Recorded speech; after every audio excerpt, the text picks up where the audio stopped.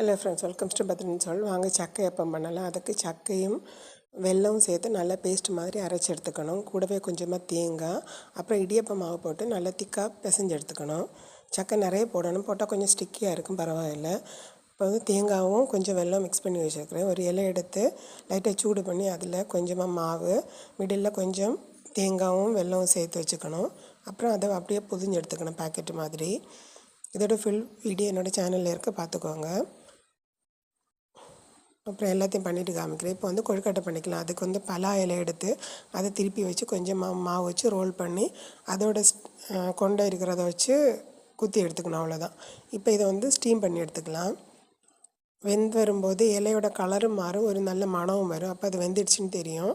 இப்போ டேஸ்டியான சக்கை அப்பம் வந்து ரெடி ஆகிடுச்சு. எல்லோரும் இதை வந்து ட்ரை பண்ணி பாருங்கள்.